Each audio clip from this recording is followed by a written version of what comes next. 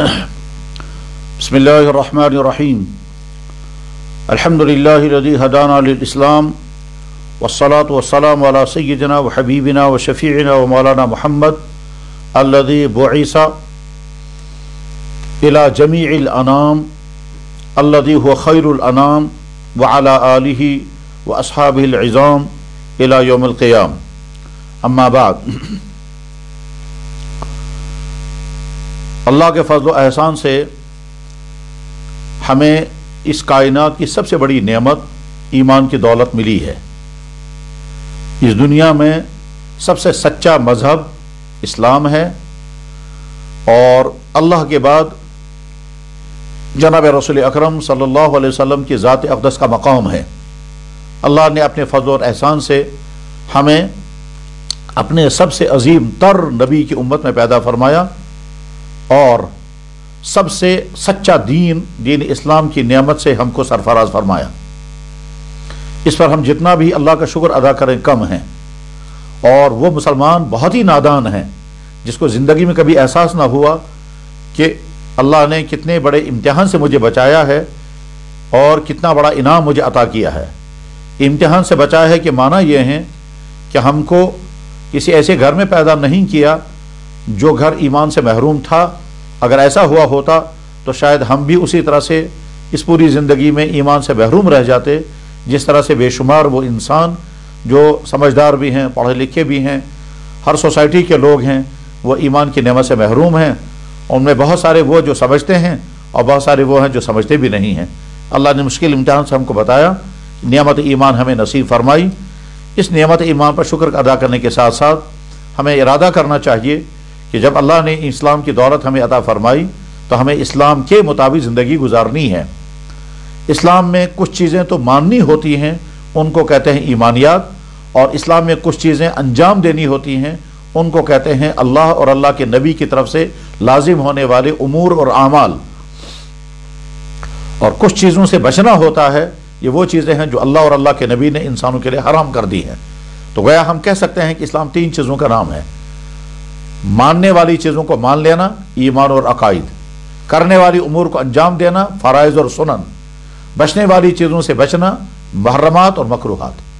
बस ये तीनों चीज़ें जब हम करेंगे तो गोया हमें अपनी ज़िंदगी में ईमान और इस्लाम का तकाज़ा पूरा कर लिया। उसके बाद फिर हर मुसलमान पर इस्लाम की तरफ से ज़िम्मेदारी है कि वो दूसरे इंसानों तक दीन को पहुँचाए और दीन की खिदमत करे। ये दीन की खिदमत चाहे हिफाजत के कबील से हो और चाहे पैसा खर्च करने के कबील से हो, चाहे इशाअत इस्लाम के कबील से हो। आम मुसलमान को जब दीन पर अमल करना हो तो जाहिर है उसको पहले दीन सीखना होगा, और अगर वो खुद सीखने की पोजीशन में नहीं है तो उसके लिए एक ही हल है कि वो दीन पूछे। बिल्कुल इसी तरह से जैसे हर इंसान अपनी जिस्मानी बीमारी का इलाज नहीं कर पाता है तो वह मजबूर होता है, और हल वही है कि जब खुदा न खास्ता हम बीमार हो जाएं तो हम किसी काबिल एतमाद डॉक्टर के पास जाएं और अपने आप को उसके हवाले कर दें। जैसे जैसे वो हमारा चेकअप करेगा, जैसे वो डायग्नोजिंग करेगा, हमको इलाज करने के लिए जो जो वो तदबीरें बताएगा वो सारा हम करेंगे। खाने वाली दवाइयाँ खाएंगे, परहेज़ करने वाली चीज़ों से परहेज़ करेंगे। इंसान का मिजाज यही है, अक्ल भी यही है, फितरत भी यही है, और यही करना भी होता है। ठीक इसी तरह से जब दीन की किसी मसले के बारे में हमें मालूमात न हो तो हमको दूसरों से पूछना चाहिए। अल्लाह ने अपने कुरान करीम में इरशाद फरमाया, फ़स्अलू अहल ज़िक्र इन कुंतुम ला तालमून, अगर तुम किसी बात को नहीं जानते तो जानने वालों से पूछ लो। और अल्लाह के नबी अलैहिस्सलातु वस्सलाम को मुबारक इरशाद है, आपने इरशाद फरमाया, इन्नमा शिफाउल अय्य अस्सुवाल, नावाक़फ़ियत एक बीमारी है और इस बीमारी के लिए शिफा जो है वो पूछना है। यानी जब कोई आदमी किसी चीज़ से नावाकिफ़ होता है तो उसके लिए हल जो है वो यही है कि वो जानने वाले से पूछे और पूछकर उस पर अमल करे। दुनिया में हर इंसान कहीं ना कहीं दूसरे से पूछने पर मजबूर हो जाता है। दुनिया में कोई इंसान ऐसा नहीं है जो दुनिया का हर मसला जानता हो, हत्ता कि हज़रात साहबे किराम भी रिज़वानुल्लाह ताला अलैहिम अजमाइन, जिनसे ज़्यादा अजीम तर इस कायनात में नबियों के बाद और कोई नहीं है, वो भी एक दूसरे से मसाइल पूछते थे, एक दूसरे से सवालात करते थे। वो साहबा भी थे जो दूसरे बड़े साहबा के मुकाबले में कम जानते थे तो दूसरे बड़े साहबा से पूछा करते थे। एक मरतबा हज़रत अबू दरदा रज़ी अल्लाह तआला से कोई बात पूछी गई तो उन्हें जवाब में फरमाया कि जब तक वो تکیے والا صحابی تمہارے درمیان موجود ہے ایک حدیث میں، اور ایک فرمایا جب تک وہ حبر امت موجود ہے تب تک کسی اور سے مت پوچھا کرو. ان کا اشارہ ہے حضرت عبداللہ بن مسعود رضی اللہ تعالیٰ عنہ کی طرف. حضرت عبداللہ بن مسعود رضی اللہ تعالیٰ عنہ حضور نبی علیہ الصلوۃ والسلام کا کے نالین مبارک اور آپ کا تکیے مبارک اور آپ کے لیے پانی کا لوٹا لے کر کے رکھتے تھے، اس لیے ان کو کہا جاتا تھا صاحب النالین، ان کو کہا جاتا تھا صاحب الوسادہ، اور ان کو کہا جاتا تھا صاحب الاداوہ. یعنی اللہ کے نبی علیہ السلام کے لیے وضو کا پانی، اسی طرح سے آپ کے نالین مبارک، اور اسی طرح سے آپ کے لیے بیٹھنے کے لیے ایک بہترین شاندار تکیہ یا مسند وہ ہمیشہ ساتھ رکھتے تھے. تو حضرت ابو درداء نے فرمایا کہ جب تک یہ نالین والا یا یہ تکیے والا جب تک تمہارے درمیان موجود ہے کسی اور سے پوچھنے کی ضرورت نہیں ہے، اور وہ خود بھی ان سے پوچھا کرتے تھے. بہرحال ایمان والوں کا مزاج یہ ہوتا ہے کہ وہ اگر مسئلے کو جانتے ہیں تو عمل کرتے ہیں، اور اگر نہیں جانتے ہیں تو دوسرے جاننے والوں سے پوچھتے ہیں. آج کے زمانے میں چونکہ وسائل بہت ہیں، اور خصوصاً جیسے پہلے پرنٹ میڈیا کے ذریعے سے لوگ مسائل پوچھتے تھے، اب تو الیکٹرانک میڈیا کا دور آ گیا، اور سوشل میڈیا نے تو اور زیادہ سہولیات پیدا کر دی ہیں. تو جیسے یہ سوشل میڈیا طرح طرح کے دنیاوی مقاصد کے لیے اور بعض دفعہ غلط کاموں کے لیے بھی استعمال ہوتے ہیں، اسی طرح سے اگر اس کا استعمال دین کے لیے ہو اور دین کی اشاعت اور دین کی حفاظت اور دین کے سلسلے میں معلومات اس کے ذریعے سے لی جائیں تو گویا ہم اسے فائدہ اٹھا سکتے ہیں.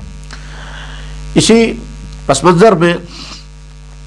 آپ کی طرف سے آئے ہوئے سوالات ہیں، ان سوالات کا جواب آپ کی خدمت میں بہت اختصار کے ساتھ پیش کیا جا رہا ہے. اس پر پہلی بات یہ ہے کہ آپ میں سے جن حضرات نے اپنے شوق اور جذبے کے ساتھ یہ سوالات بھیجے، میں ان تمام کو جذبہ تحسین پیش کرتا ہوں. اللہ تعالیٰ اس جذبے کو قائم و دائم رکھے، اور اس جذبے کے نتیجے میں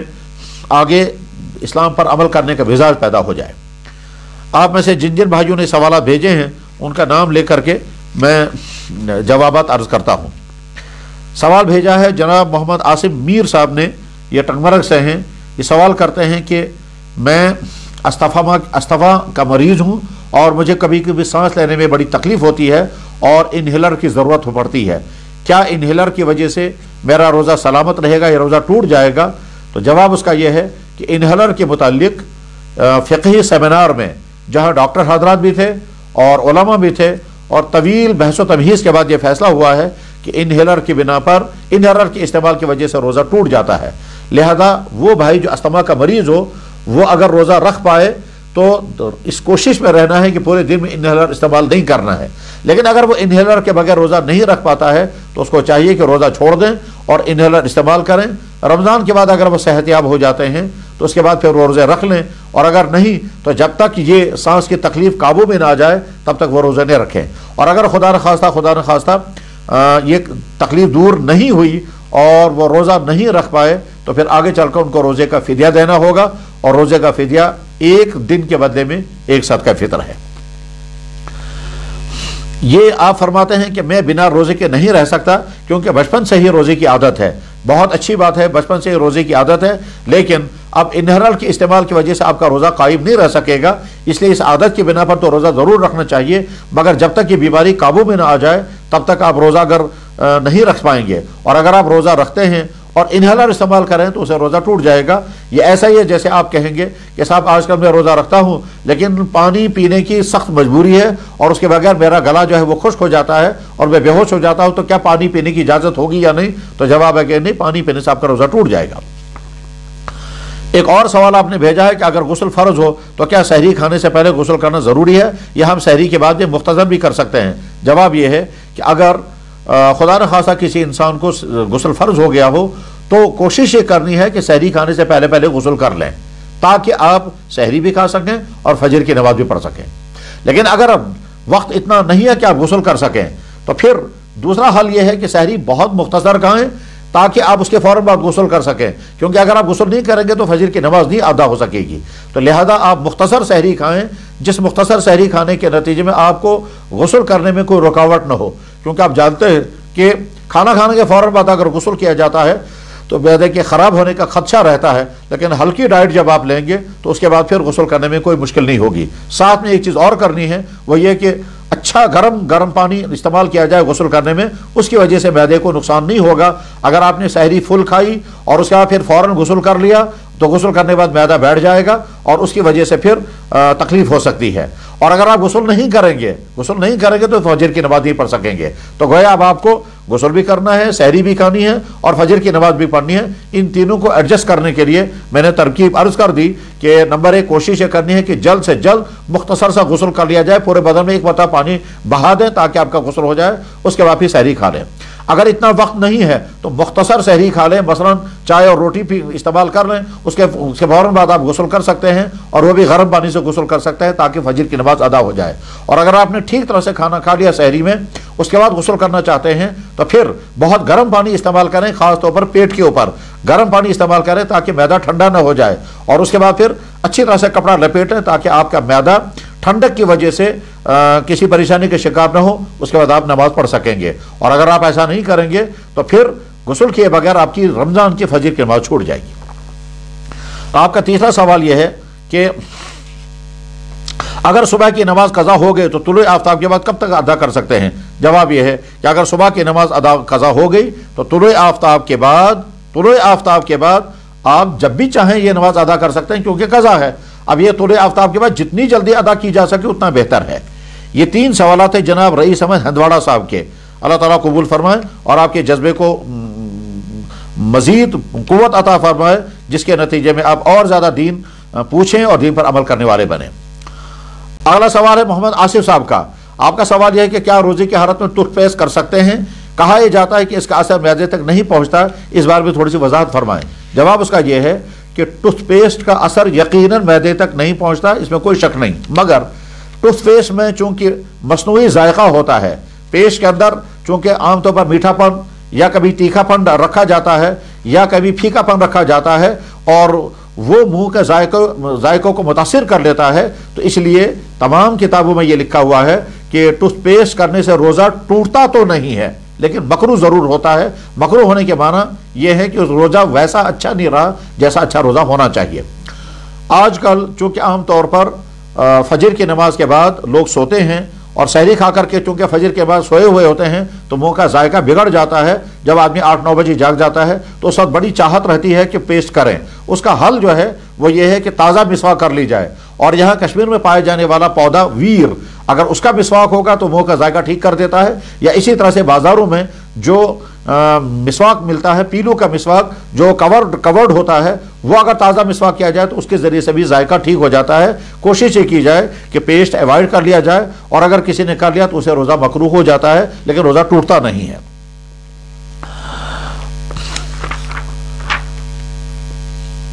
ایک سوال اور یہ آیا ہے، روزے کی حالت میں اکثر ہونٹ خشک ہوتے ہیں، کیا ہم لپ گارڈ کا استعمال کر سکتے ہیں؟ اور مزے والے فلاور کے استعمال کرنے کے بارے میں بتائیے۔ جواب یہ ہے کہ یہ لپ گارڈ جو ہونٹوں پر استعمال کیا جاتا ہے اس کی وجہ سے روزے پہ کوئی فرق نہیں پڑتا ہے، لیکن اگر زبان ہونٹوں پر چلائی گئی اور زبان کے بعد زبان میں ذائقہ بھی آ گیا اور وہ ذائقہ حلق کے نیچے چلا گیا تو اس کی وجہ سے روزہ مکروہ ہو جاتا ہے۔ اس لیے یا تو یہ استعمال ہی نہ کیا جائے، اور اگر استعمال کرنے کی ضرورت پیش آ رہی ہے تو اس کے لیے زیادہ بہتر یہ ہے کہ آپ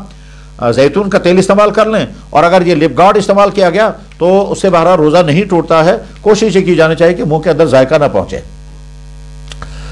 شعیب صاحب سری نگر سے سوال کرتے ہیں، فرماتے ہیں کہ 1 اپریل میں آپ نے کشمیر عظمیٰ کے شمارے میں ایک سوال کے جواب میں کہا تھا کہ آنکھ میں دوائی ڈالنے سے روزہ ٹوٹ جاتا ہے، لیکن کل آپ نے فرمایا کہ نہیں ٹوٹے گا، براہ کرم کنفیوژن کو دور فرمائیں۔ بلا شبہ بہت اچھی بات آپ نے پوچھی ہے۔ میں پہلے تو آپ کو اپریشیٹ کرتا ہوں کہ آپ نے کشمیر عظمیٰ بھی غور سے پڑھا اور کل کی بات بھی آپ نے توجہ کے ساتھ سنی ہے اور بیدار مغزی کے ساتھ، اور جب آپ کو ان دونوں باتوں میں تضاد نظر آیا تو آپ نے فوراً پوچھ لیا۔ جذبہ یہی ہونا چاہیے۔ میں دوبارہ آپ کا اپریشیٹ کرتا ہوں۔ واقعہ بالکل صحیح ہے، یہ کنفیوژن کی بات نہیں ہے، یہ دراصل واقعتاً 2 متضاد باتیں کہی گئی ہیں۔ کشمیر عظمیٰ میں نے جو کچھ لکھا تھا وہ اس وقت کے نئے علماء کی رائے یہی بن رہی ہے کہ آنکھ میں دوائی ڈالنے سے روزہ ٹوٹ جاتا ہے، اس لیے کہ آنکھ کا کنیکشن کسی نہ کسی درجے میں معدے کے ساتھ ہے۔ لیکن اس کے بعد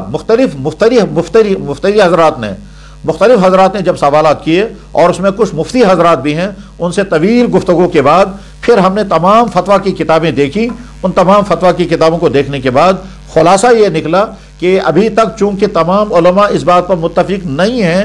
کہ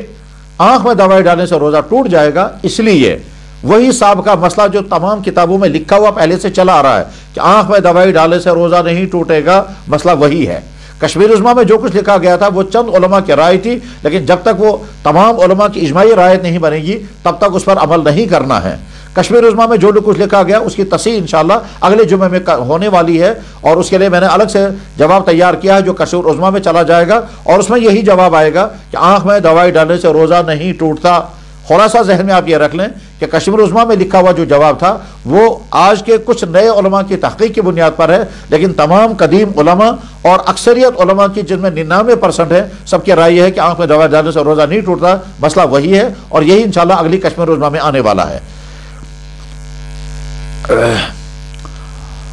پکھری پورہ بڑگام سے جناب عادل احمد ڈار صاحب سوال کرتے ہیں، کیا تراویح کی ہر 2 رکعت میں ثنا پڑھنی ہے؟ جواب ہے یقیناً پڑھنی ہے، کیونکہ ثنا کا تعلق جو ہے وہ نماز کے شروع کرنے سے ہے۔ جو ہی انسان نے تکبیر تحریمہ کے ساتھ نماز شروع کر دی تو اس کے بعد پھر ثنا بھی پڑھنی ہوگی، اور اس کے بعد پھر اعوذ باللہ بھی پڑھنا ہوگا اور بسم اللہ بھی پڑھنا ہوگا۔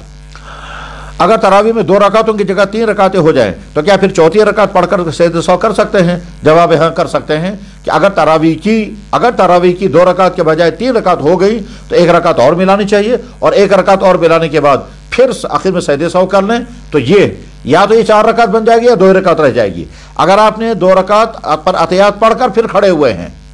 اور پھر آپ نے تیسری رکعت پڑھی ہے تو 1 رکعت اور آپ نے ملائی، یہ 4 رکعت ہو گئی۔ لیکن اگر آپ 2 رکعت پر اتحیات پڑھے بغیر کھڑے ہو گئے ہیں تو جو ہی کھڑے ہو گئے ہیں تو تیسری رکعت میں واپس آ جائیں، اور واپس آنے کے بعد پھر آپ سجدہ سہو کر کے نماز ادا کر لیں، 2 رکعت ادا ہو جائے گی۔ لیکن اگر آپ نے تیسری رکعت کے بعد چوتھی رکعت ملائی تو آخر میں سجدہ سہو کریں، اور یہ تراویح صرف 2 رکعت شمار میں آ جائے گی۔ آپ کا ایک سوال اور ہے کہ تراویح میں 4 رکعت کے بعد جو دعا پڑھی جاتی ہے کیا وہ جہر کے ساتھ پڑھنا ہے یا آہستہ آواز کے ساتھ؟ جواب ہے کہ صرف دعا پڑھنے کی ترغیب ہے، وہ دعا پڑھنا لازم بھی نہیں ہے، پڑھنا چاہیں پڑھ سکتے ہیں، نہ پڑھنا چاہیں نہیں بھی پڑھ سکتے ہیں، لیکن چونکہ خالی بیٹھے ہوئے ہیں تو ضرور کچھ نہ کچھ دعائیں پڑھنی چاہیے۔ ضرور کچھ نہ کچھ دعاؤں میں سے بہترین دعا وہ بھی ہے سبحان ذی الملک والملکوت، اور اسی میں ہے اللہم انک عفو کریم تحب العفو فاعف عنی یا عفو۔ یہ جو آخری والی دعا ہے اللہم انک عفو کریم، یہ حضرت عائشہ صدیقہ رضی اللہ تعالیٰ عنہ نے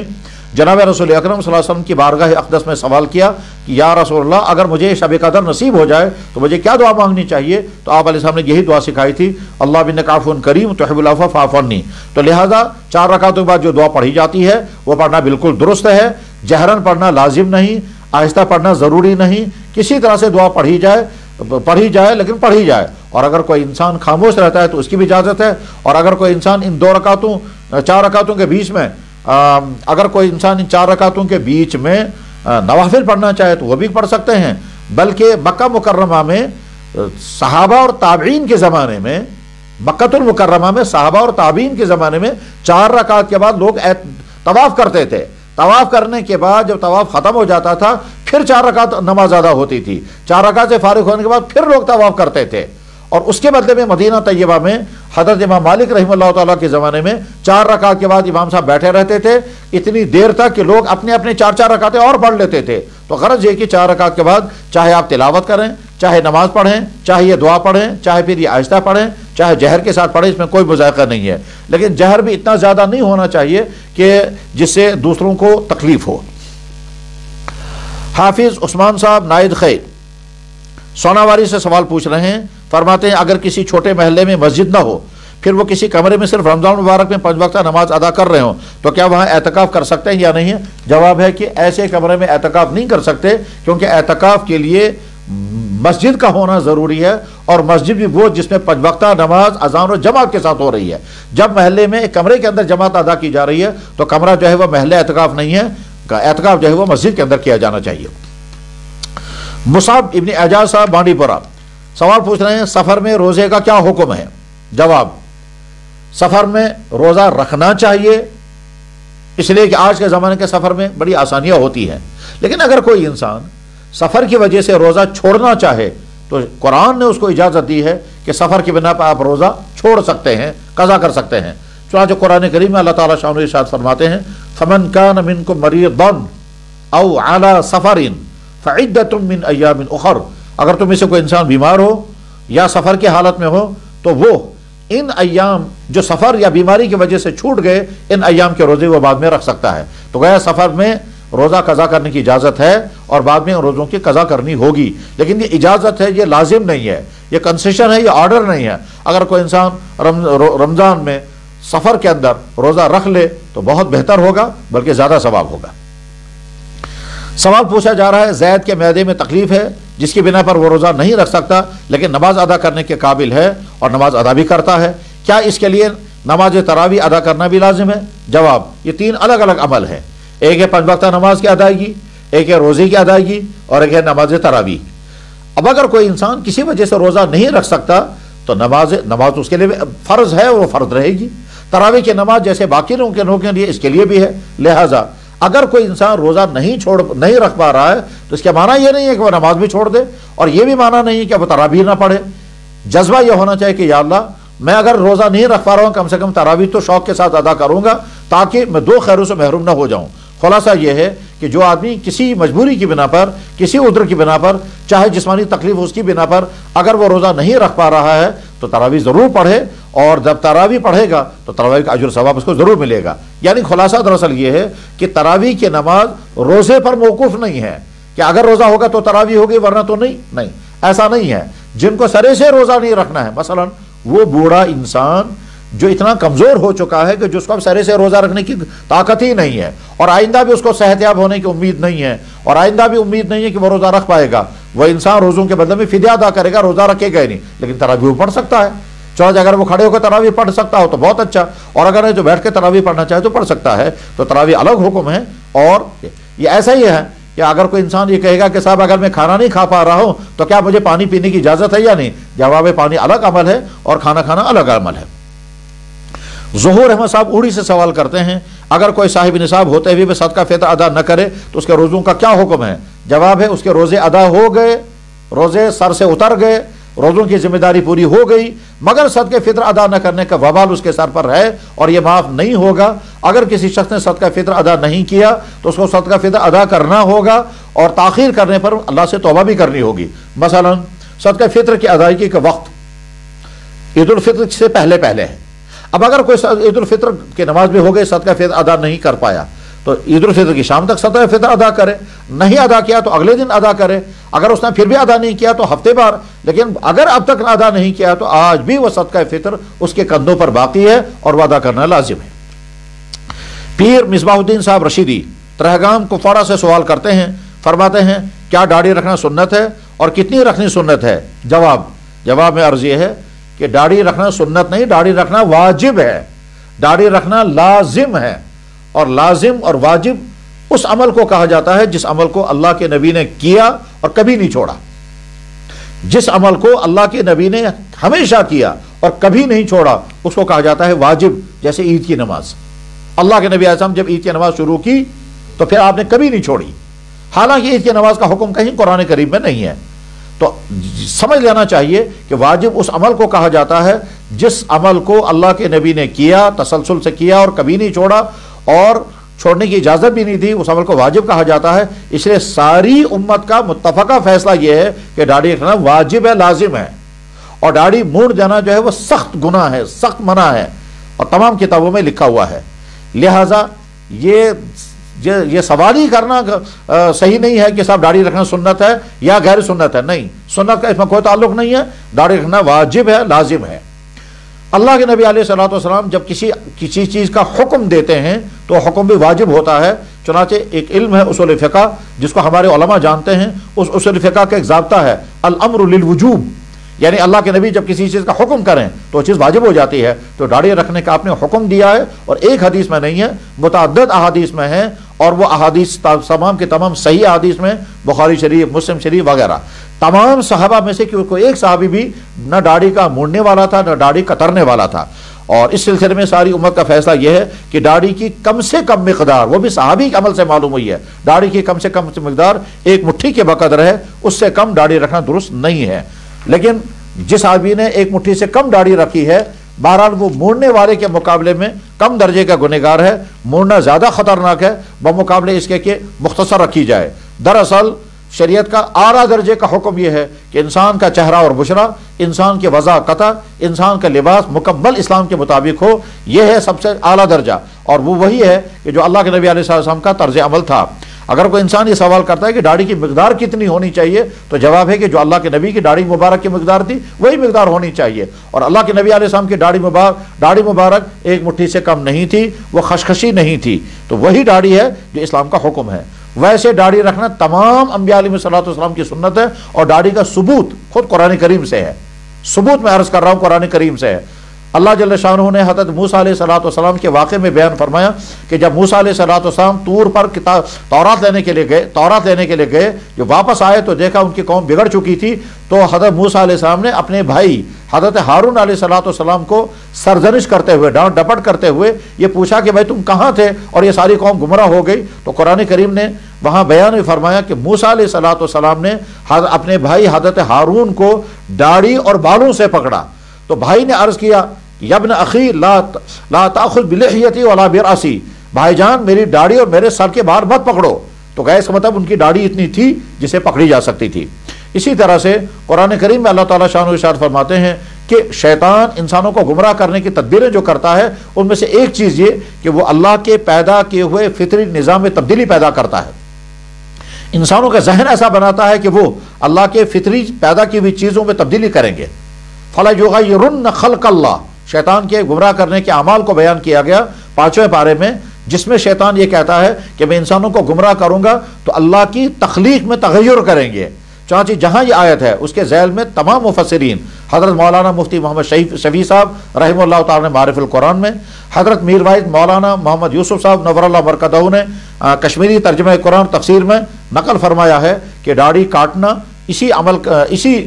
تغییر خلق اللہ میں آتا ہے جس کو قرآن کریم میں منع کیا گیا اور شیطان کا عمل بتایا گیا۔ بہرحال اسے پرہیز کرنے کی ضرورت ہے اور داڑھی ویسی رکھنی چاہیے جیسا شریعت اسلامیہ نے ہمیں حکم دیا ہے۔ اگلا سوال آپ کا یہ ہے کہ کیا داڑھی کا حکم قرآن کریم میں ہے؟ جواب حکم تو قرآن میں نہیں ہے، مگر ثبوت قرآن سے ضرور ہے، اور حکم جیسا کہ میں نے عرض کیا اللہ کے نبی علیہ السلام کا حکم بھی ہے اور آپ کا عمل بھی ہے، حدیث قولی اور حدیث فعلی دونوں سے، اور تمام انبیاء علیہ السلام کے مشترکہ عمل سے داڑھی کا ثبوت اور وجود ثابت ہے۔ جو شخص داڑھی نہیں رکھتا اور پھر وقت اذان دیتا ہے، یہ امامت کرتا ہے، کیا اس کی اذان اور اقامت درست ہے؟ جواب ہے کہ اذان بھی درست ہے اور امامت بھی درست ہے، مگر ایسے شخص کو مستقل امام بنانا مکروہ تحریمی ہے، اور فتویٰ کی تمام کتابوں میں یہی لکھا ہوا ہے۔ جو لوگ داڑھی نہیں رکھتے ہیں کیا ان کی نمازیں ادا ہو جاتی ہیں؟ جواب ہے یقیناً نمازیں ادا ہو جاتی ہیں۔ داڑھی نہ رکھنے کے معنی یہ نہیں ہے کہ اب وہ نماز بھی پڑھیں تو نماز بھی ادا نہیں ہوگی، مگر ساتھ میں یہ بھی سمجھنا ہے کہ داڑھی موڑنا، داڑھی نہ رکھنا، داڑھی صاف کرنا ایک ایسا عمل ہے جو آدمی ہر وقت اس جرم کا شکار رہتا ہے، یہاں تک کہ نماز کی حالت میں بھی آدمی اس جرم کا مرتکب ہوتا ہے۔ گویا ایک طرف سے وہ اللہ کا فریضہ ادا کر رہا ہے، دوسری طرف سے ایک دوسرے عمل میں وہ اللہ کی نافرمانی کا مرتکب ہو رہا ہے۔ جو شخص داڑھی کا منکر ہو اس شخص کے لیے کیا حکم ہے؟ تو جواب یہ کہ جب کوئی انسان داڑھی کا انکار کرے تو پہلے اس کی وجہ معلوم کرنی ہوگی، یعنی اسے وجہ پوچھنی ہوگی کہ آپ داڑھی کا انکار کیوں کرتے ہیں۔ جب وہ اپنی وجوہات بیان کرے گا تب اس کا فیصلہ ہوگا کہ وہ کون سے درجے میں آ رہا ہے۔ ممکن ہے اس کے لیے حکم بہت سخت آئے گا، اور یہ بھی ممکن ہے کہ اس کے لیے حکم نرم آئے گا، مگر پہلے جو آدمی داڑھی کا انکار کرتا ہے اس کی وجوہات، اس کے دلائل، اس کی سوچ اور اس کا استدلال سننا ہوگا، اور اس استدلال سننے کے بعد پھر یہاں سے اس کی غلط فہمی دور کی جائے گی۔ اس کے بعد بھی اگر وہ منکر رہتا ہے تب اس کے متعلق کوئی حکم بیان کیا جاتا ہے کہ اب یہ کون سے درجے میں پہنچ گیا یہ مسلمان کہ جو اب داڑھی یا کسی بھی شریعت اسلامیہ کا حکم کا منکر ہو۔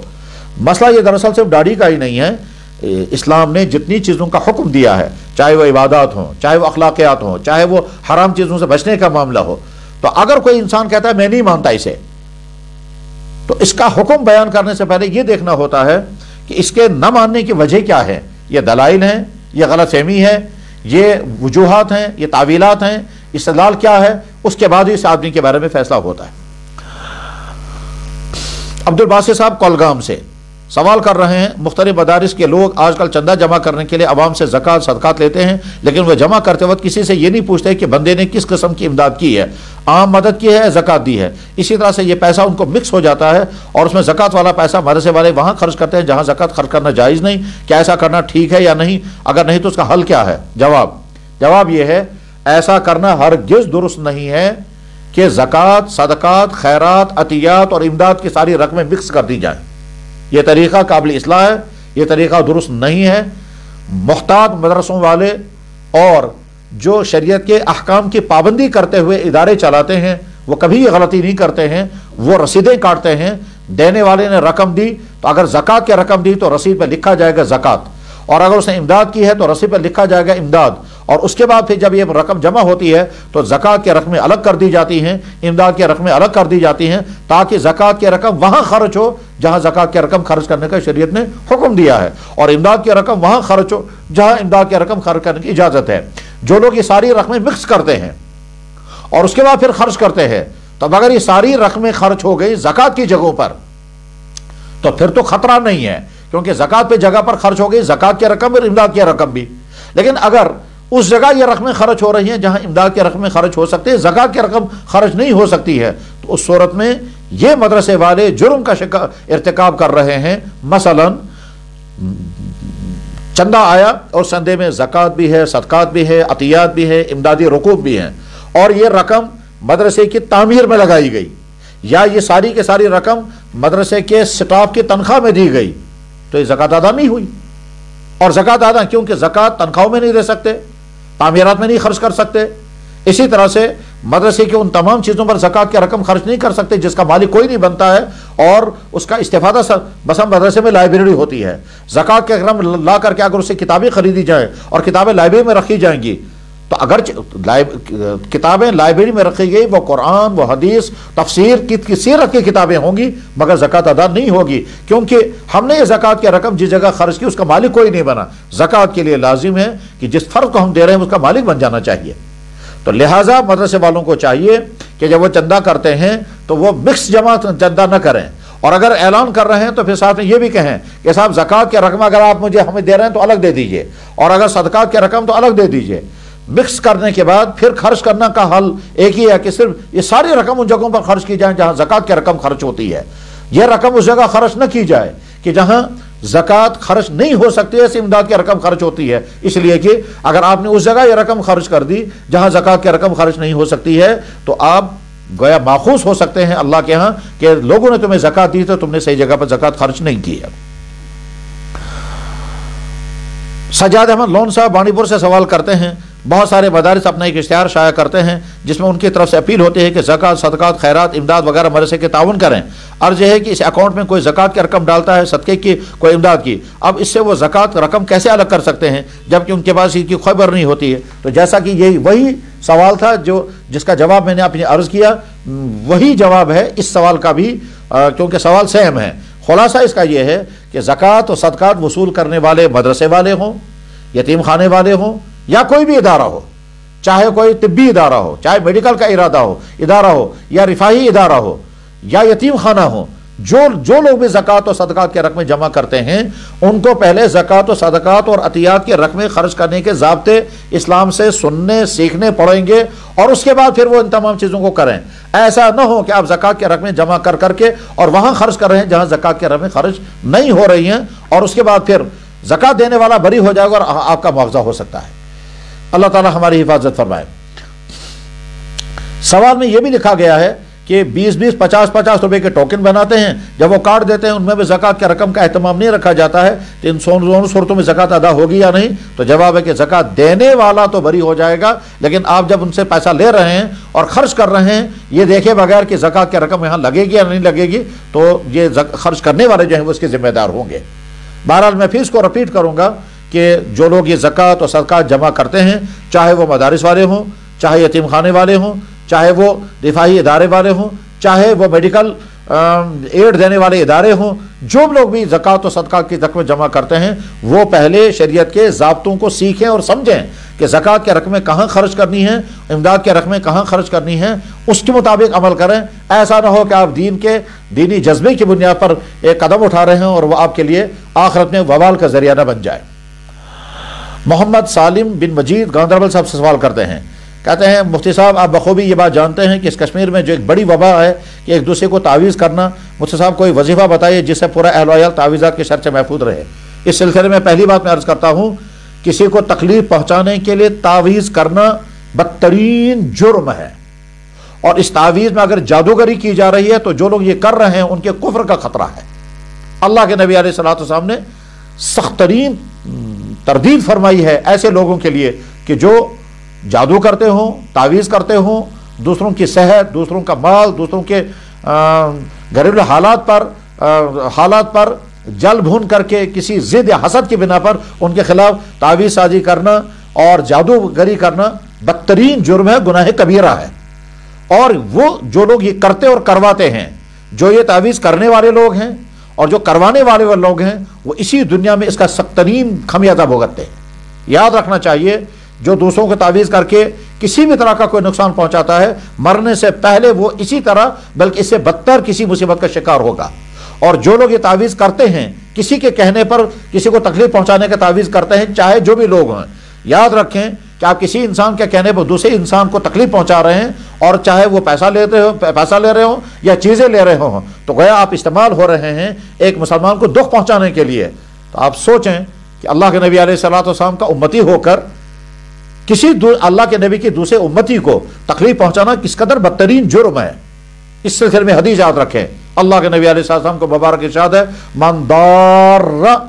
ضارہ اللہ، جو دوسرے کو ضرر پہنچائے گا اللہ اس کو ضرور ضرر پہنچائیں گے۔ آپ تعویذ کے ذریعے، جادو کے ذریعے، گالی کے ذریعے یا کسی اور ذریعے سے دوسرے کو ضرر پہنچائیں گے، وہ تو انسان کا ضرر ہوگا، اور جب اللہ آپ کو ضرر پہنچانے پر آئیں گے تو اللہ حفاظت فرمائے وہ نہیں معلوم وہ کیسا ضرر ہوگا۔ چنانچہ بے شمار لوگوں کو جو مصیبتیں آتی ہیں، ان مصیبتوں کا ایک بڑا سبب یہی ہوتا ہے اس نے دوسرے انسان کو تکلیف پہنچائی ہوتی ہے، اب اس کے بدلے میں اللہ تعالیٰ شانو اس کو کسی مصیبت میں مبتلا کرتے ہیں۔ لہذا یہ سخت ترین جرم ہے، تعویذ کرنے والے، کرانے والے دونوں مجرم ہوتے ہیں۔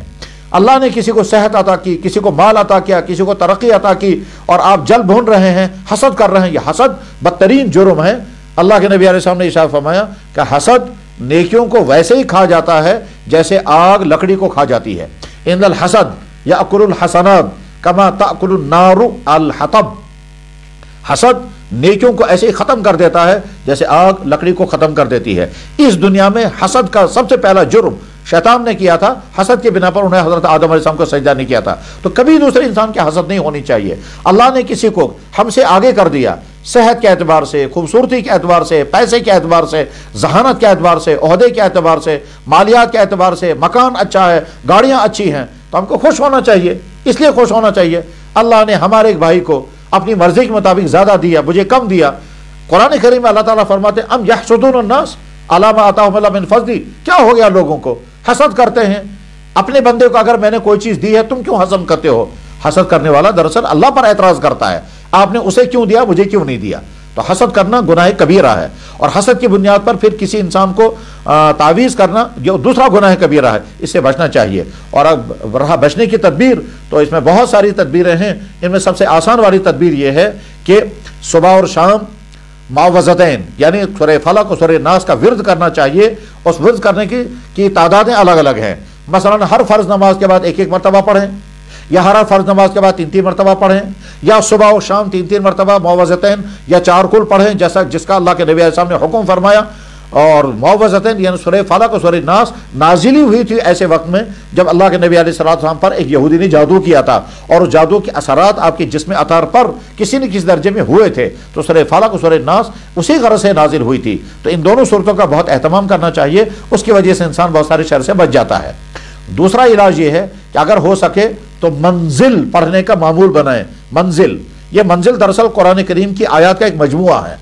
اور یہ ہمارے بے شمار اکابر بزرگوں نے ان کو قرآن کریم کی آیتوں میں نقل فرمایا، جس میں حضرت شاہ ولی اللہ محدث دہلوی رحمہ اللہ تعالی بیان فرمایا کرتے تھے۔ پھر اس کے بعد آگے ہمارے بزرگوں میں حضرت مولانا رشید بن گنگوہی نور اللہ مرکزہ، پھر حضرت مولانا اشرف تھانوی رحمہ اللہ تعالی، پھر آگے چل کر حضرت مولانا زکریا صاحب نور اللہ مرکزہ،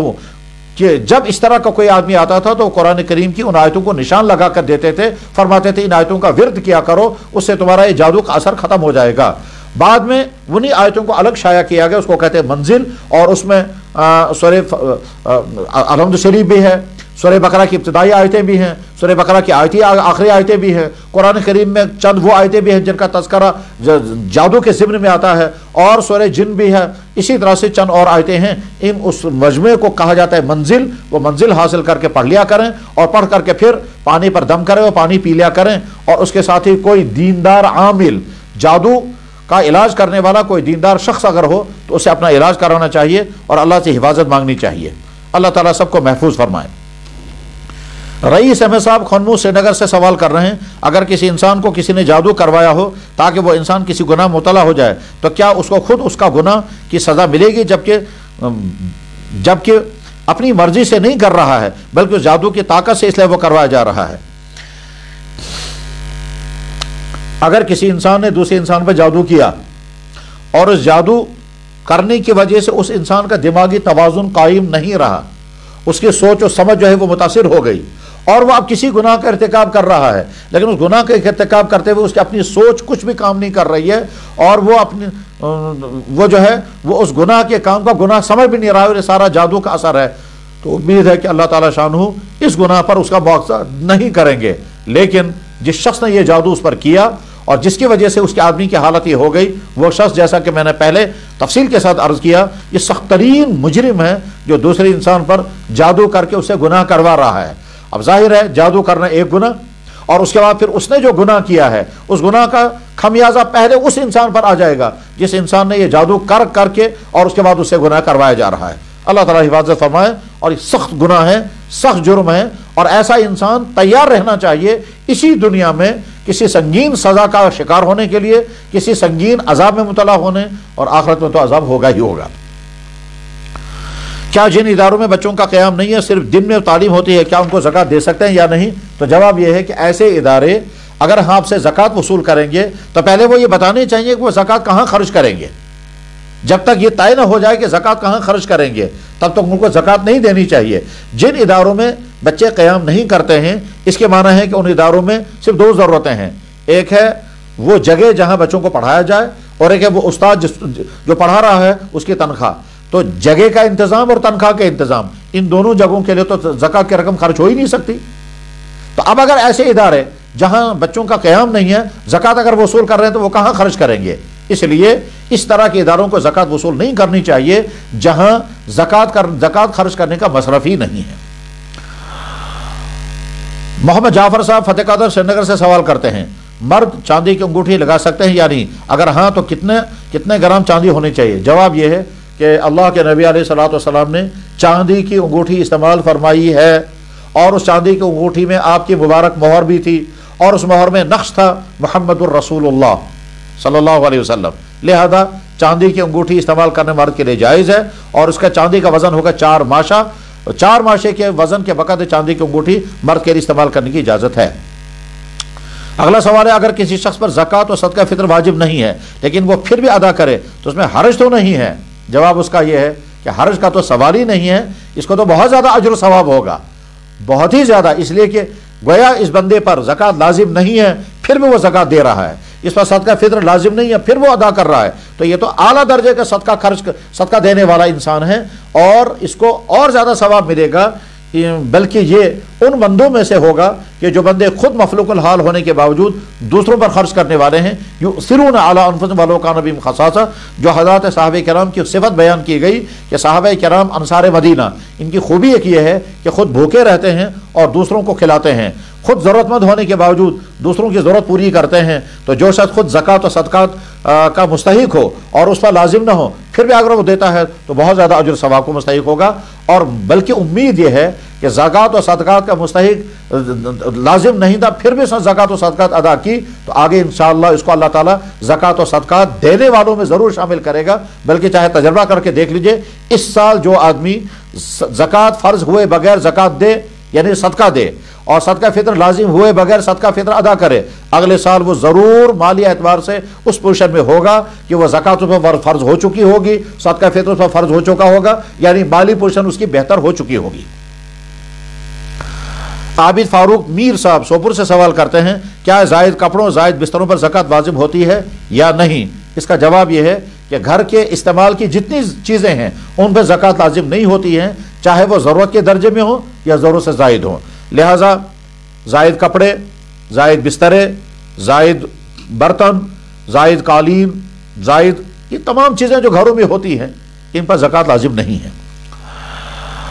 محمد یاسر کین صاحب بونجوا سے سوال کر رہے ہیں، بہت سارے مدارس اپنا ایک اشتہار شائع کرتے ہیں جس میں ان کی طرف سے اپیل ہوتی ہے کہ زکوٰۃ، صدقات، خیرات مدرسے کے تعاون کریں، اس میں وہ اکاؤنٹ نمبر ڈالتے ہیں۔ عرض یہ ہے کہ اس اکاؤنٹ میں کوئی زکوٰۃ کی رقم ڈالتا ہے، کوئی صدقہ فطر کی؟ اس سوال کا جواب میں تفصیل کے ساتھ عرض کر چکا، امید ہے کہ یاسر صاحب نے یہ سارا جواب سن لیا ہوگا۔ ایک ہی اکاؤنٹ میں زکوٰۃ بھی ہے، صدقات بھی ہے، امداد بھی ہے، یہ معلوم ہی نہیں ہوتا ہے کہ یہ کس بات کا پیسہ اور کس میں خرچ کیا جائے گا۔ اس طرح سے کچھ لوگ 20-20 روپے کا، 50-50 روپے کا ٹوکن بناتے ہیں، تو ان دونوں صورتوں میں زکوٰۃ ادا ہوگی یا نہیں؟ تو جواب یہ ہے کہ اس طرح سے زکوٰۃ ادا نہیں ہوگی۔ بہرحال جو لوگ یہ کرتے ہیں ان کے لیے اولاً تو اس عمل کو درست کرنا ضروری ہے، اور اگر کر چکے ہوں تو آپ کے پاس جو پیسہ آیا ہوا ہے، مشورہ یہ ہے یہ سارا کا سارا پیسہ آپ اس جگہ خرچ کریں جہاں صرف زکوٰۃ کا پیسہ خرچ ہوتا ہو، اس لیے کہ امداد کا پیسہ زکوٰۃ کی جگہ پر خرچ ہو جائے اس میں کوئی اعتراض نہیں ہے، لیکن امداد کی جگہ پر اگر زکوٰۃ کا پیسہ خرچ ہو جائے گا تو زکوٰۃ ادا نہ ہونے کا خطرہ ہے اور اس کا وبال آپ کے سر پر ہوگا۔ جناب زاہد فاروق صاحب ہمامہ ایئرپورٹ سے سوال کرتے ہیں، ایک مستورات اپنے گھر والوں میں سے کس کس کو زکوٰۃ دے سکتی ہے؟ جواب یہ ہے کہ مستورات اپنے گھر والوں میں زکوٰۃ اپنے والد کو نہیں دے سکتی، اپنی اولاد کو نہیں دے سکتی، اپنے شوہر کو نہیں دے سکتی، البتہ اپنی بہو کو دے سکتے ہیں، اپنی ساس کو دے سکتے ہیں، اپنی خالہ اور پھوپھیوں کو دے سکتے ہیں۔ اور یہ پھر مستوراتی کا مسئلہ نہیں ہے، مردوں کے معاملہ یہی ہے۔ سوال یوں کیا اگر کیا جائے ایک انسان چاہے وہ مرد ہو یا عورت زکوٰۃ کس کو نہیں دے سکتے؟ جواب آئے گا کوئی انسان اپنے والدین کو زکوٰۃ نہیں دے سکتا چاہے مرد ہو یا عورت، کوئی انسان اپنی اولاد کو زکوٰۃ نہیں دے سکتا چاہے مرد ہو یا عورت، کوئی انسان اپنے شریک زندگی چاہے شوہر ہو چاہے بیوی اس کو زکوٰۃ نہیں دے سکتے۔ اسی طرح سے کوئی انسان کسی سید زادے کو زکوٰۃ نہیں دے سکتے، اور اسی طرح سے کسی مالدار کو زکوٰۃ نہیں دے سکتے۔ اب ان کے علاوہ مثلا اپنے بھائی اپنی بہن کو دینے والا مرد ہو یا عورت، اسی طرح سے اپنے ساس اپنی بہو کو زکوٰۃ دے سکتے ہیں، کیونکہ یہ اس جماعت میں سے نہیں ہے جن کو زکوٰۃ دینا منع ہے۔ مستورات کے لیے بھی یہ حکم ہے، مردوں کے لیے بھی حکم ہے۔ جناب عادل احمد پکھرپورہ بڑگام سے، جس آدمی کے پاس نقد روپیہ تو ہو تو اسے چاندی کا حساب یا سونے کا حساب لگا کر زکوٰۃ دینا ہے، وضاحت فرمائیں۔ جواب یہ تنہا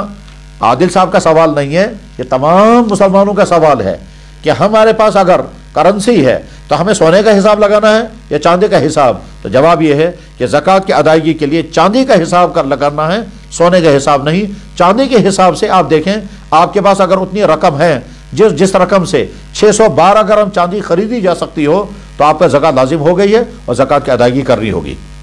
جناب طاہر صاحب سوپور سے سوال کرتے ہیں، اگر کسی کے پاس اتنا سونا موجود ہے کہ جو نصاب کو پہنچ رہا ہے مگر اتنی رقم موجود نہیں ہے کہ جس سے اس سونے کی زکوٰۃ ادا کریں تو اس صورت میں کیا کیا جائے؟ تو جواب ہے کہ یا تو جب رقم موجود نہیں ہے تو سوال ہے کہ زکوٰۃ ادا کہاں سے کی جائے؟ جواب یہ ہے آپ گھر کے خرچے کہاں سے پورے کر رہے ہیں؟ گھر کے خرچے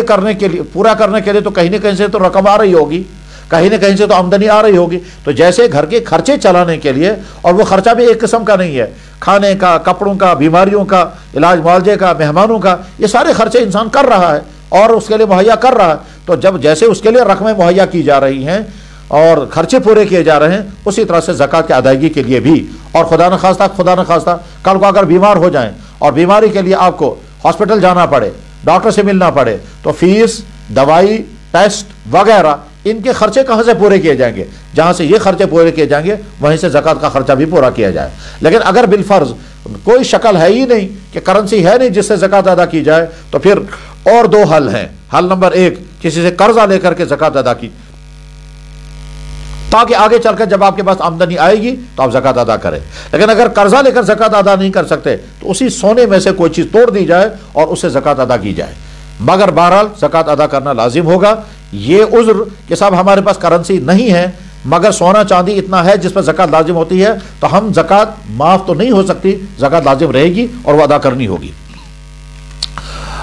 اگلا سوال ہے، اگر کسی کے پاس فقط 2 تولہ سونا ہو کیا وہ زکوٰۃ کا مستحق ہے؟ دیکھنا یہ ہوگا کہ جس آدمی کے پاس صرف 2 تولہ سونا ہے اس کے علاوہ اس کے پاس کچھ اور ہے یا نہیں. اگر اس کے علاوہ اس کے پاس اور کچھ بھی نہیں، نہ کرنسی ہے نہ چاندی ہے، اور اس کو زکوٰۃ دی جائے گی تو زکوٰۃ ادا ہو جائے گی.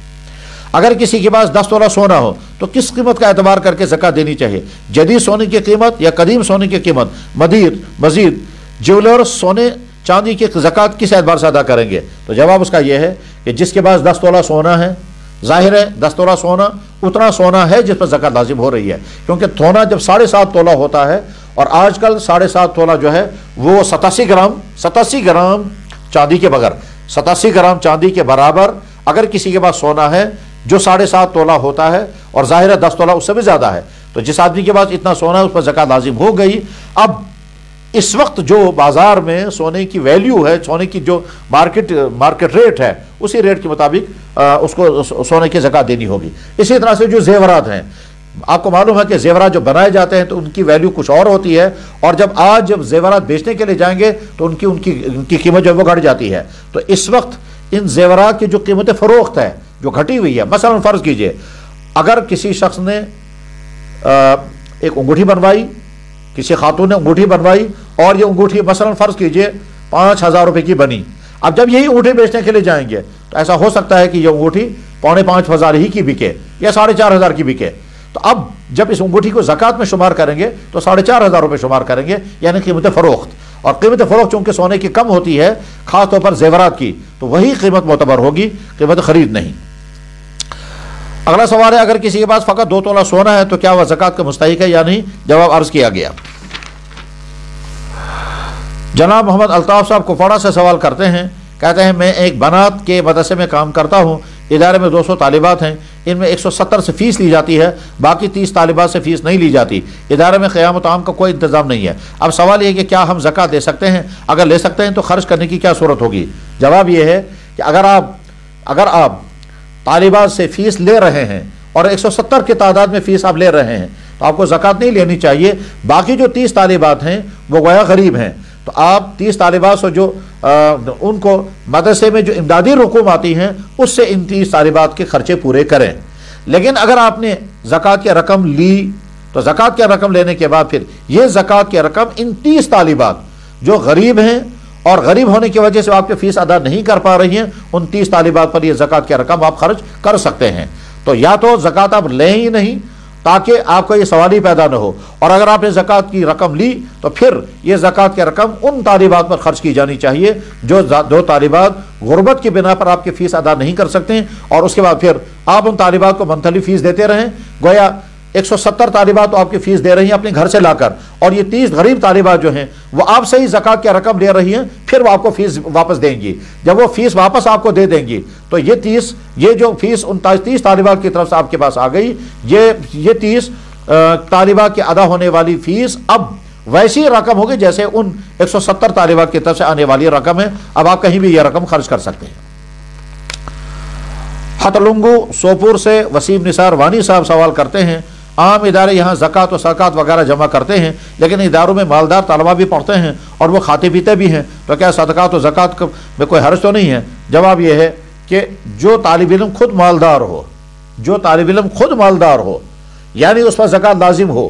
اور مدرسے میں اس کو زکوٰۃ کھلائی جا رہی ہے، تو یہ مدرسے والوں کو سمجھنا ہوگا کہ وہ زکوٰۃ کی رقم وہاں استعمال کر رہے ہیں جہاں زکوٰۃ کی رقم خرچ کرنے کو ان کو اجازت نہیں تھی. اس لیے وہ اچھی طرح سے مدرسے والے اچھی طرح سے، اور جیسا کہ میں نے اس سے پہلے بھی عرض کیا پھر عرض کرتا ہوں کہ زکوٰۃ و صدقات وصول کرنے والے تمام لوگ بار بار یہ دیکھیں کہ جہاں یہ زکوٰۃ خرچ کی جا رہی ہے شرعی ضابطوں کے مطابق وہاں خرچ کرنا درست ہے یا نہیں. جن مدرسوں میں کچن چلتے ہیں، جن مدرسوں میں غریب بچوں کے لیے کھانے پینے کا انتظام ہوتا ہے، ان مدرسے والوں کو یہ بھی دیکھنا ہوگا کہ اگر ہمارے ہاسٹل میں، ہمارے دارالاقامہ میں ایسے طالب علم بھی ہیں جو مالدار ہیں اور ان کو زکوٰۃ کی رقم نہیں دی جا سکتی، تو اگر آپ نے کھانے پینے میں زکوٰۃ کی رقم خرچ کی ہے اور وہ زکوٰۃ کی رقم بعد میں سید زادوں کو بھی کھلائی جا رہی ہے اور مالدار بچوں کو بھی کھلائی جا رہی ہے، تو اس کا مطلب یہ ہے کہ مدرسہ والا غلطی کر رہا ہے. لہٰذا اچھی طرح سے سمجھیں کہ زکوٰۃ کی رقمیں خرچ کرنے کا نظام صحیح ہو جانا چاہیے. ایسا نہ ہو کہ دینے والوں نے زکوٰۃ دے دی، کھانے والوں نے کھا لی، اور بیچ میں جو خرچ کرنے والا محتمیم ہے یا ناظم صاحب ہے یا مدرسے کے منتظمہ میں جو لوگ بھی ہیں وہ ذمہ دار بن جائیں گے. لہذا بار بار یہ اپیل کی جا رہی ہے، سمجھایا جا رہا ہے کہ شرعی احکام توڑ کر کے نہ مدرسہ چلائیں، شرعی احکام توڑ کر کے نہ یتیم خانہ چلائیں، شرعی احکام توڑ کر کے نہ غریبوں اور محتاجوں کی مدد کریں، شرعی احکام کی پابندی کرتے ہوئے یہ سارے دینی کام کرنے چاہیے۔ حافظ محمد عابد تاپر پٹن سے، اگر کسی آدمی کے پاس سال کے شروع میں مال تھا لیکن سال کے آخر میں مال نہیں رہا تو کیا اس پر زکوٰۃ واجب رہے گی؟ جواب ہے کہ نہیں، اس پر زکوٰۃ واجب نہیں رہی۔ مثلا فرض کرتے ہیں ایک انسان آج رمضان المبارک میں پہلی مرتبہ مالدار بنا، فرض کیجئے ایک طالب علم مدرسے سے فارغ ہوا، اس کے پاس کوئی پیسہ نہیں ہے، وہ رمضان المبارک میں کسی جگہ جمعہ بھی پڑھانے لگا، 5 وقتہ نماز بھی پڑھانے لگا، تراویح بھی اس نے پڑھائی، بچوں کو بھی پڑھایا، اور اس طرح سے مثلا 29 رمضان کو اس جگہ کے تمام لوگوں نے اس امام صاحب جس نے جمعہ بھی پڑھایا، نمازیں بھی پڑھائی اور رمضان کی تلاوت رمضان میں واعظ بھی کرتا رہا اور بچوں کو بھی پڑھاتا رہا، تراویح بھی پڑھائی، اس کے بدلے میں وہاں کے اس گاؤں یا محلے والوں نے مثلا فرض کیجئے پہلی مرتبہ اس بچے کو جو اب تک مفلوق الحال تھا، مدرسے سے فارغ ہو کر کے آیا، پہلی مرتبہ اس کو 50,000 روپے جمع کر کے دے دیا، تو پہلی مرتبہ اس پر زکوٰۃ فرض ہو گئی۔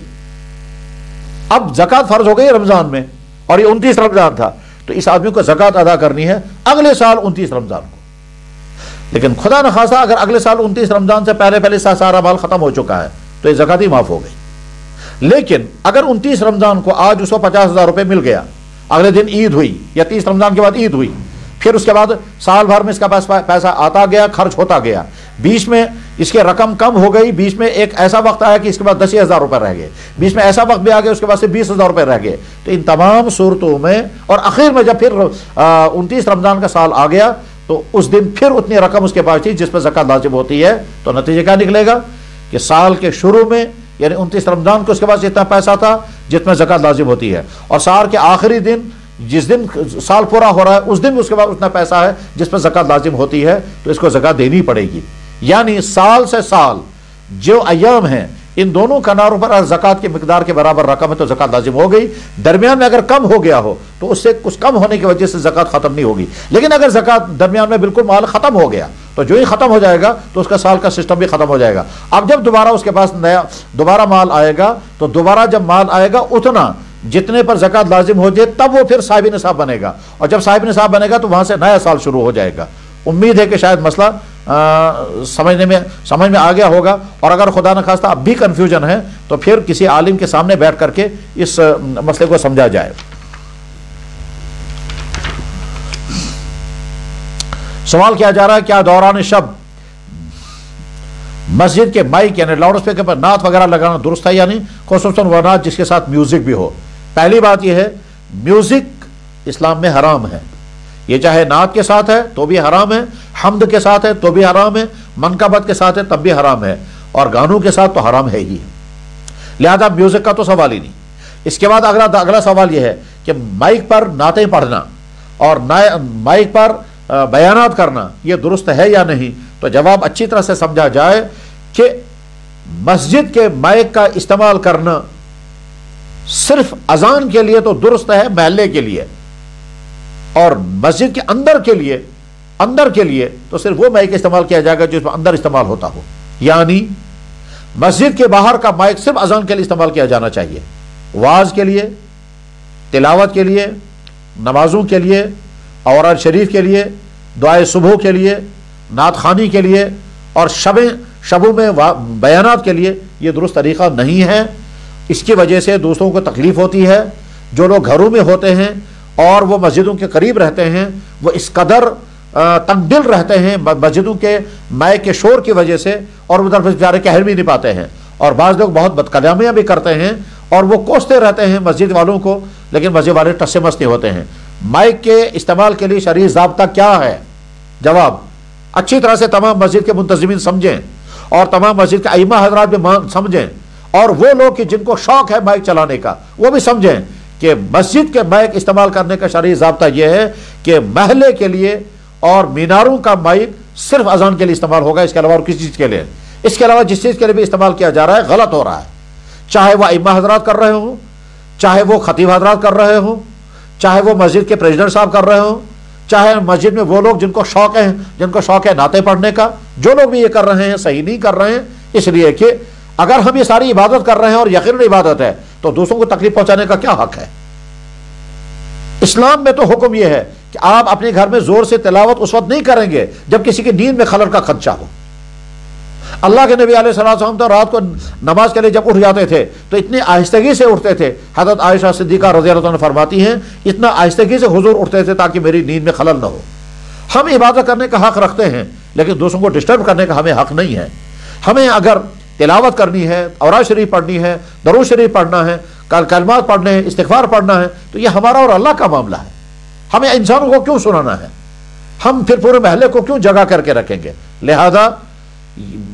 اچھی طرح سے یہ بات سمجھ میں جانی چاہیے، یہ صرف یہاں کشمیر کے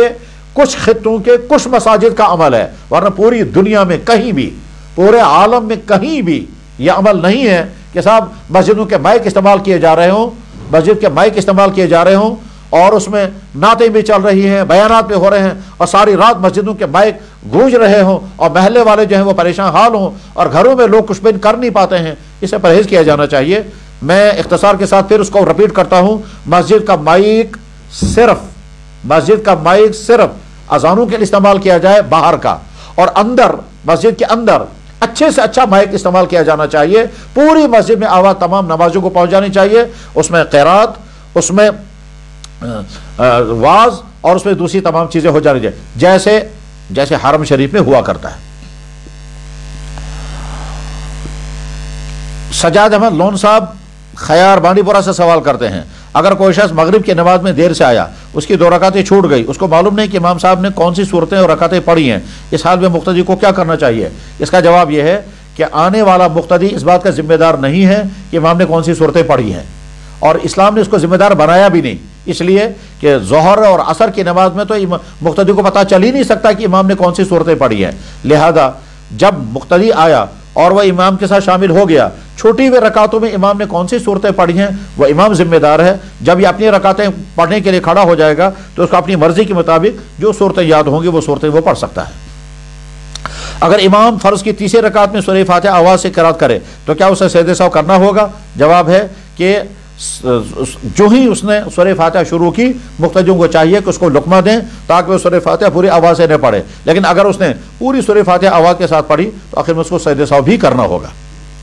مدرسے صاحب بانڈی پورہ سوال کرتے ہیں، میں تسبیح پڑھتا ہوں، کیا میرا اس طرح تسبیح پڑھنا درست ہے جب میں چلتا ہوں، بیٹھتا ہوں، لیٹتا ہوں؟ تو جواب یہ ہے کہ بلا شبہ درست ہے، یقیناً درست ہے، چلتے ہوئے، بیٹھتے ہوئے، لیٹتے ہوئے تسبیح پڑھنا درست ہے۔ قرآن کریم میں اللہ تعالیٰ شانہ نے 2 جگہوں پہ ارشاد فرمایا ہے، ان فی اختلاف اللیل والنہار لآیات لأولی الالباب الذین یذکرون اللہ قیاما وقعودا وعلی جنوبہم، جو اللہ کا یاد کرتے ہیں کھڑے ہو کر، لیٹ کر، اپنے پہلو پر لیٹ کر، بیٹھ کر اور اپنے پہلو پہ لیٹ کر۔ لہذا کھڑے ہو کر تسبیح پڑھنا بھی درست، چلتے ہوئے تسبیح پڑھنا بھی درست، لیٹ کر تسبیح پڑھنا بھی درست۔ آخر جب ہم سونے کے لیے لیٹتے ہیں اس وقت جو بسترے پر لیٹ کر جو دعائیں پڑھتے ہیں وہ بھی تو لیٹ کر ہی پڑھی جاتی ہیں۔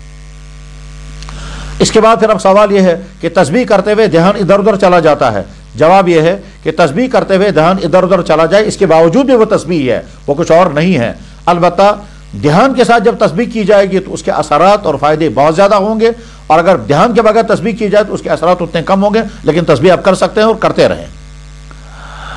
سری نگر کی ایک مسجد میں امام صاحب پڑھتے ہیں، یا شاہ ہمداں المدد، ظاہر مدد باطن مدد، کیا یہ پڑھنا صحیح ہے؟ کیا ایسے امام کے پیچھے نماز پڑھنی درست ہوگی؟ اس امام صاحب کو چاہیے پہلے ان کلمات کے معنی کسی بڑے جاننے والے عالم سے پوچھیں اور پھر اپنا عقیدہ بیان کریں، اور اپنا عقیدہ بیان کرنے کے بعد اپنی نیت بیان کریں، اس کے بعد اس کا فیصلہ ہوگا کہ یہ کلمات پڑھنا صحیح ہیں یا نہیں ہیں۔ الطاف حسین بونجوا سے سوال کرتے ہیں، قبرستان کی بعض قبریں ٹوٹ گئی ہیں، کیا ان میں مٹی ڈال کر برابر کر سکتے ہیں یا نہیں؟ جواب ہے کہ ہاں، ان قبروں میں مٹی ڈال کر ان قبروں کو برابر کیا جا سکتا ہے۔ اگر کوئی اپنی بیوی کو ماں کی گالی دے تو کیا اس کا نکاح ٹوٹ گیا؟ جواب یہ ہے کہ ماں کی گالی دینے سے نکاح ٹوٹتا تو نہیں ہے، لیکن یہ بدترین جرم ہے، بہت ہی بدترین جرم ہے کہ کوئی انسان اپنی بیوی کو ماں کی گالی دے، یعنی اپنی ساس کو برا بھلا کہہ رہا ہے، اور ظاہر ہے یہ شخص بعد میں جب اپنی ساس کو برا بھلا کہہ رہا ہے تو اس کو اس ساس کی طرف سے اور اپنی بیوی کی طرف سے کسی خیر کی امید نہیں رکھنی چاہیے۔ ظاہر سی بات ہے جب ہم کسی کو گالی دیں اور اس کے بعد پھر امید رکھیں گے کہ میرے ساتھ یہ وفا کرے گا، یہ کیسے ہو سکتا ہے؟ یاد رکھنا چاہیے دنیا میں کبھی کبھی عقل مند انسان بھی بیوقوفی کا کام کرتے ہیں، उनमें से एक ये भी है कि कोई इंसान दूसरे को गाली दे और फिर उम्मीद रखे कि ये मेरे साथ वफा करेगा, कोई इंसान दूसरे को गाली दे और फिर उम्मीद रखेगा उसके दिल में मेरी मोहब्बत रहेगी, कोई इंसान दूसरे को दुख पहुंचाए फिर ये ख्वाब देखेगा कि उसके दिल में मेरी वक़्त होगी, ऐसा कभी नहीं हो सकता। तो जो लोग अपनी सास को बुरा भला कह रहे हैं वो बदतरीन जुर्म का शिकार हैं। अल्लाह के नबी अलैहि सल्लम ने इरशाद फरमाया सिबाबुल मुमिन फसूक, यह हदीस बुखारी शरीफ में है, किसी मुसलमान को गाली देना फिस्क है। तो जो गाली देता है वह उसने फिस्क का काम किया, उसको अपनी बीवी से भी माफ़ी मांगनी ज़रूरी है और अपनी सास से भी माफ़ी मांगना ज़रूरी है। माजिद फैयाज बांडीपुर से सवाल करते हैं क्या हाफ टी शर्ट में नमाज मकरूह होती है? जवाब है क्या बहुत सारे उलमा का कहना है कि हाफ टी शर्ट में नमाज मकरूह होती है और कुछ उलमा की राय है कि नहीं, नमाज अदा हो जाती है। लेकिन बहरहाल अगर कोई इंसान ऐसे ही कपड़े पहने हुए हाफ टी शर्ट पहन करके मतलब ऑफिस में है, दुकान पर है और उसके सामने ऑप्शन दो ही हैं, या नमाज छोड़ देगा या इसी हाल में पढ़ेगा, तो जवाब आएगा आप इसी हाल में नमाज अदा करें। मस्जिद में टोपियाँ रखना, वहाँ टोपियाँ रखकर नमाज पढ़ना दुरुस्त है? जवाब है कि हाँ, मस्जिद में टोपियाँ रखना भी दुरुस्त है और उन टोपी में नमाज पढ़ना भी दुरुस्त है, मगर वो टोपियाँ चंद दिनों के अंदर इतनी मैली कुचली हो जाती हैं कि बाद में उन टोपियों का पहनने के बाद नमाज जूं कि तो मकरूह रहती है। इसलिए कि जैसे नंगे सर नमाज पढ़ना शरीयत में गैर इस्लामी अमल है, इसी तरह से गंदे कपड़ों में नमाज पढ़ना भी कोई पसंदीदा अमल नहीं है। अल्लाह के नबी अल्लाह ताला शान कुरान करीम में फरमाते हैं या बनी आदम खुजू ज़ीनतकुम इंद कुल्लि मस्जिद, ए बनी आदम जब तो नमाज पढ़ने के लिए जाओ तो अच्छे से अच्छा लिबास पहन करके जाओ। जैसे हम शादियों में अच्छा लिबास पहनकर जाते हैं, जैसे फंक्शनों में अच्छा लिबास पहनकर जाते हैं, जैसे हम ऑफिस दफ्तरों में अच्छा लिबास पहनकर जाते हैं, ऐसे अल्लाह के सामने भी अच्छा लिबास पहन करके खड़ा होना चाहिए। तो अल्लाह फरमा रहे हैं कि ए बनी आदम हर सजदा करने से पहले अच्छा लिबास पहनो, खुदू ज़ीनतकुम इंद कुल्लि मस्जिद। और फ़िक़्ह की तमाम किताबों में लिखा हुआ है कि मैले कुचैले कपड़ों में नमाज पढ़ना मकरूह है। फ़ी सियाबिल बज़ीलती, ऐसे कपड़े के जो मैले कुचैले और गंदे हों उन कपड़ों में नमाज पढ़ना मकरूह है। अब जो मस्जिदों में टोपियाँ रखी जाती हैं कुछ दिनों तक तो वो साफ शफाफ रहेंगी, उस दिन बाद वो फटी हुई होती है, मैली कुचैली होती है, इसलिए कि जिनको इस्तेमाल करने वाले सारे हों और साफ करने वाला कोई ना हो तो जाहिर है वो तो मैल कुचैली हो ही जाएंगी। उस तरह की टोपी में नमाज पढ़ना सर तो ढक जाएगा मगर कराहत बरकरार रहेगी, एक बात। दूसरी बात यह है ये किस कदर बेगैरती की बात है कि इंसान अपने बदन के गैर जरूरी तकाजों को पूरा करने के लिए हज़ारों रुपये खर्च करता है। मसलन हम कभी मोजा पहनने की जरूरत नहीं है लेकिन कीमती मोजे पहनेंगे, मसलन हमें बनियान पहनने की जरूरत नहीं है लेकिन बिला जरूरत के भी बनियान पहन लेते हैं, या मसलन बहुत सारे हमारे भाई सैकड़ों रुपए के टाई बांधते हैं, हालांकि वो ना कोई जरूरत की चीज है और ना कोई फायदे की चीज है, मगर यही इंसान कहता है मेरे पास 2 रुपए नहीं है जिससे मैं अपनी टोपी खरीदूंगा। तो इसलिए जब हम अपने सारी चीजों के लिए इंतजाम करते हैं तो अपनी टोपियों के लिए भी इंतजाम किया जाना चाहिए। इसलिए टोपी पहनकर या अमामा बांध करके नमाज बांधनी चाहिए। अल्लाह के नबी अलैहिस्सलातु वस्सलाम ने सारी जिंदगी कभी भी कोई नमाज आपने नंगे सर नहीं पढ़ाई। अल्लाह के नबी अलैहिस्सलातु वस्सलाम ने अपनी मस्जिद नबवी के अंदर सारी जिंदगी में कभी कोई नमाज नंगे सर नहीं पढ़ी है। अच्छी तरह से जुमला सुन लें, अल्लाह के नबी अलैहिस्सलातु वस्सलाम ने अपनी सारी जिंदगी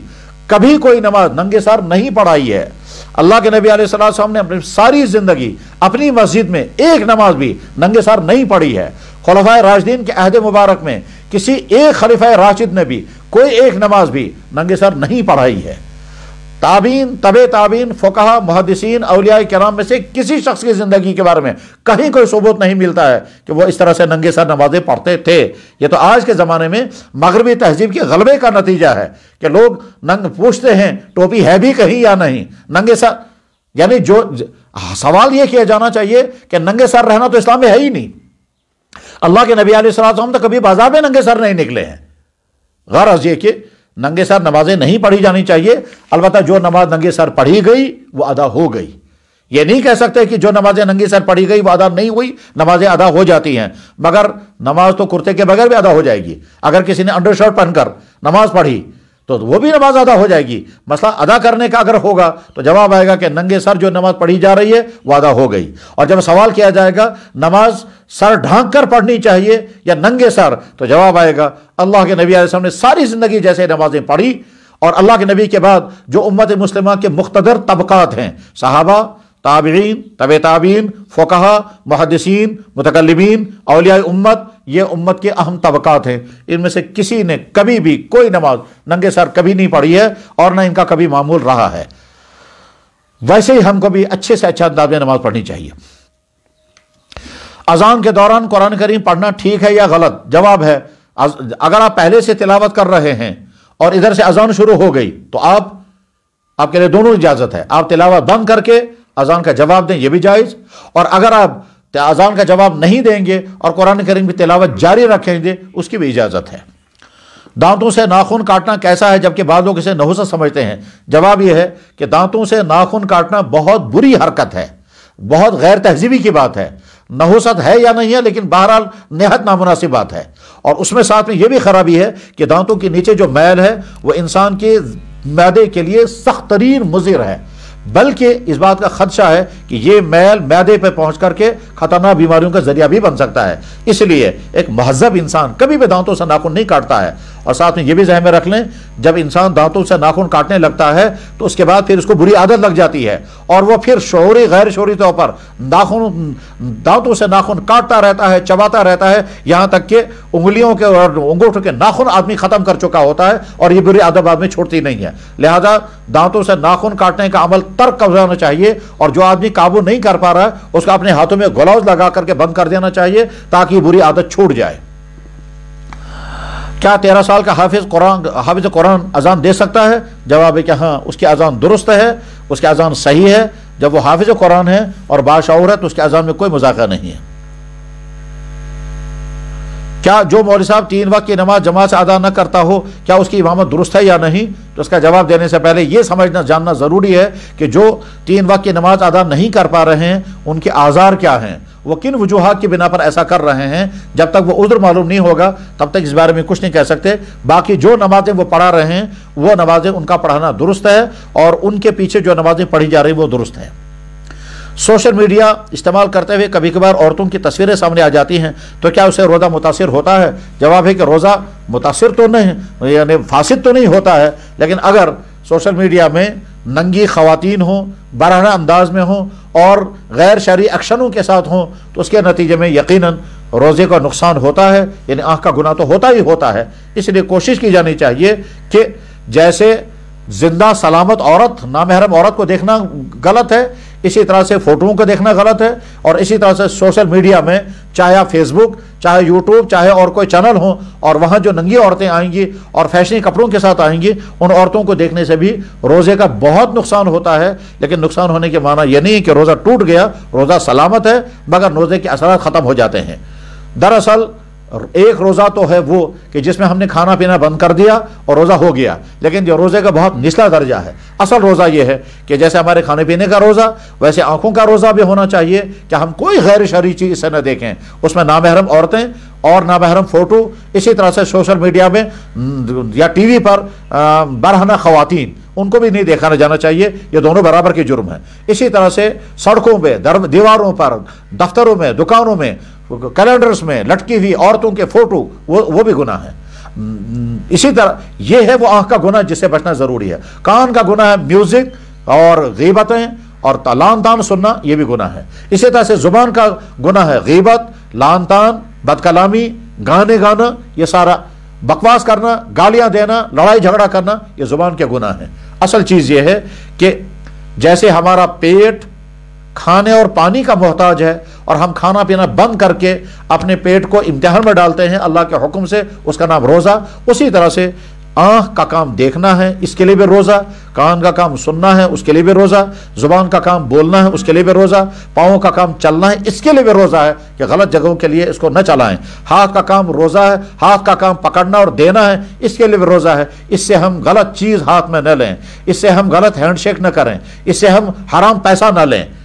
इससे हम हराम पैसा न दें, इससे किसी को तकलीफ पहुंचाने का कोई अमल न करें, यह हाथ का रोज़ा है। और दिमाग का काम सोचना है तो दिमाग से गलत बात ना सोची जाए। जब इंसान इन तमाम आज़ा को काबू में रखेगा तब होता है हकीकी रोज़ा। और उसी रोज़े के बारे में अल्लाह ने फरमाया अस्सौमु ली व अना अज्ज़ी बिही, रोज़ा मेरे लिए है और मैं इसका अजर अदा करता हूँ। और जनाब रसूल अकरम सल्लल्लाहु अलैहि वसल्लम का मुबारक इरशाद है, आपने फरमाया कम मिन साइमिन लैसा लहु मिन सियामि इल्ला ज़मा, बहुत सारे रोज़ेदार ऐसे हैं जिनको उनके रोज़े पर سوائے بھوکا پیاسا رہنے کو اور کچھ نہیں ملتا ہے۔ اللہ ہم کو ایسا ہی روزہ نصیب فرمائے جس روزے کے نتیجے میں ہمارے اندر تقویٰ پیدا ہو، اور جب تقویٰ پیدا ہوگا تو پھر ہماری آنکھ غلط نہیں دیکھے گی، ہمارا کان غلط نہیں سنے گا، ہماری زبان سے غلط جملہ نہیں نکلے گا، اور ہم غلط راستوں سے